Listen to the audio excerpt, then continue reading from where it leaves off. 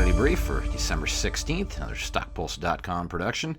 Today's show brought to you by Magellan Gold. Magellan trades as MAG on the OTCQB and currently controls 4 projects, including the Silver District property in Arizona, and is currently working towards bringing the Santa Maria mine in Chihuahua, Mexico into production in 2020. Got me now, Alan Barry Labakamp from the Alan Barry Reports. Yeah, before we get into some of this equity news here for the week, would you give me the Monday vibe?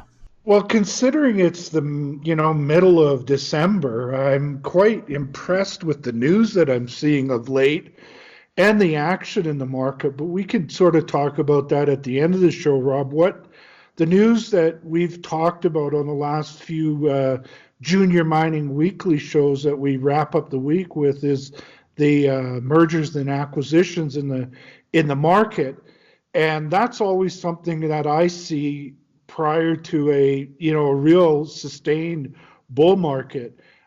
Equinox announced today that they're taking over Leagold, and what's interesting about this is both companies sort of have mining powerhouses running them. In the case of Equinox, you've got Ross Beatty, who's had tons of successes. In fact, his first success was the original Equinox that was taken over years ago, and now he's kind of doing it again with a gold focus, whereas Leagold was run by Frank Giustra, and now they're merging the two of them, and Ross Beatty and his team will be the ones taking the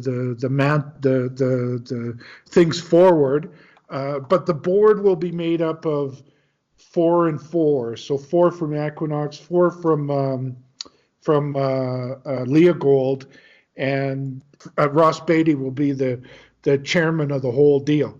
So they're going to go from going towards a 700,000 ounce producer in 2020. When Ross Beatty started Equinox, he said that this was his last dance, if you will. It's going to be his swan song in the business, and he wanted to build it into a major producer as rapidly as possible to take advantage of what he thought is a big bull market in gold coming. And, he's been making all the right steps, and now he's added one more big step, which will bring him towards a 1 million ounce producer in the not too distant future. The focus for these guys will be on the United States, Mexico, and Brazil. Equinox has operations in Brazil and coming up in the United States. Leagold's got operations in Mexico. So it's going to be a gold major of the future, trading on the Toronto and the New York Stock Exchange. Going to be a big producer, and led by a guy who's had several builds and takeouts in his past, in the case of Ross Beatty. So really big news that falling into the theme that we've talked about for a few weeks now, which is mergers and acquisitions are hot and heavy in the business going into the end of 2019, which will put us in a great shape for 2020. Next up, Osisko Mining, OSK. I know they had some whopper results and hit your radar. Did they ever? They hit almost 1.5 kilograms per ton over 4.6 meters. It was 1,475 grams of gold at their Windfall project, over 4.6 meters. I've seen these kind of numbers before, but it's, oftentimes, Rob, it's over less than a meter. You got 4.6 meters here. That is a very nice, thick intersection of super ultra high grade gold. So very exciting. This isn't an isolated situation. They've been hitting a bunch of these, and it looks like they're going to have a multi-million ounce gold deposit of high grade, high margin, low cost in Quebec. it's hitting all the right signatures for me, Rob, and I was kind of taken aback with this news today out of their Lakes deposit. 4.6 meters of almost 1.5 kilograms. In silver, you can get things measured in kilograms. When it comes in gold in kilograms, that's you're talking about some very valuable rock there, Rob. BTU's Metal Corp in the news as they intersect copper, gold, silver mineralization over a core length of 44.3 meters. Their TNT project. Got with me now the president, Mike England. Hey, Mike, appreciate you taking some time here. A nice piece of news for BTU. Let's run through the highlights.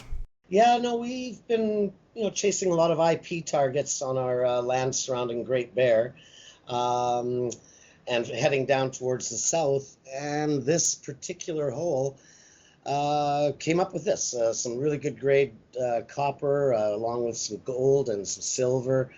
At the time, that was right at the boundary of our permits. So we quickly got that permitted, and since that time, in the last month, we've now been drilling. We've drilled 5 more holes now off of this discovery hole, and that's all going well. It's looking like we're on the verge of a real nice VMS system. Well, that's kind of it in a nutshell. We're chasing this thing down now. We actually also picked up some more land to the east of this. We flew a quick VTEM. There's a strong showing down here, so that's why we picked up more land to the east as it continues to get stronger, and down to the southeast. So that stuff is all up for permitting right now. We're expecting to get those kind of in mid to late January. But in the meantime, we have a lot of ground to cover that is permitted still, and we're going to continue chasing down this potential big VMS system. And 2020 game plan? 2020 game plan, as I said, get those permits in, continue to chase this. We're looking at adding a second drill to it. Additionally, we've got the LP fault, or the perceived LP fault that Great Bear is having tremendous success at. We, kind of following in their footsteps, did an SGH survey. It's like a special soil sample program to find some drill targets for us up there. Those are on the gold front. We're waiting on those results, and then we expect to follow up, kind of like a 2-pronged story then, chasing the gold up by the border with Great Bear along the LP fault, and this VMS target. And good update there with Mike England, president of BTU Metals Corp. What's your comment on their news? They halted the stock, and a lot of times, that's kind of whether they need to or not, you don't really know. In this case, they halted it for a very good reason. They hit a 30-meter intersection of about 1.5% copper. It's got gold, silver, and copper in it. It's a VMS, volcanogenic massive sulfide discovery over 30 meters. One of the hits was 45 meters of about a 1%.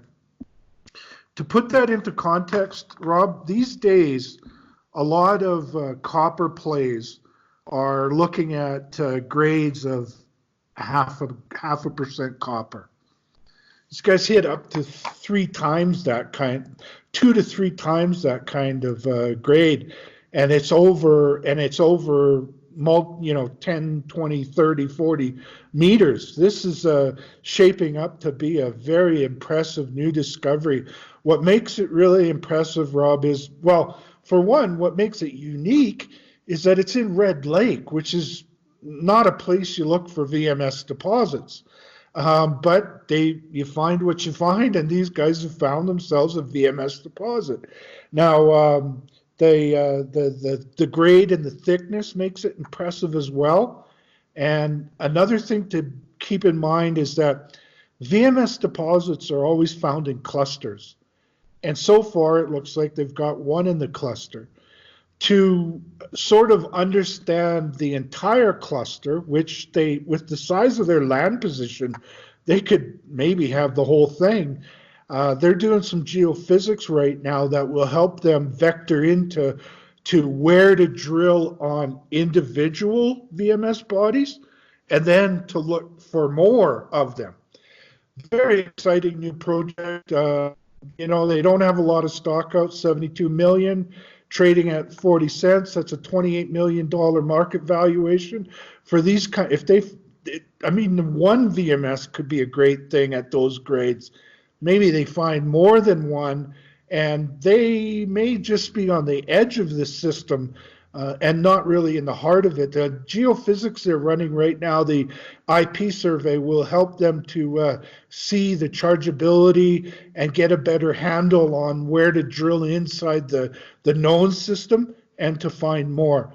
Definitely one I think people want to put high on their radar screen and their shopping list.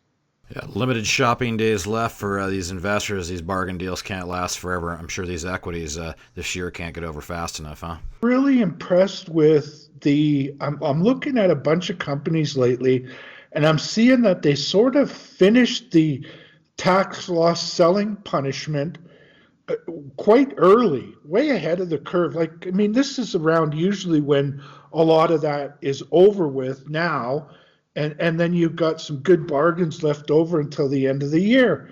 But we've been saying I looked at a stock today. It already bottomed in November, and is starting to turn up. OSK, we talked about this. This one was a classic sort of.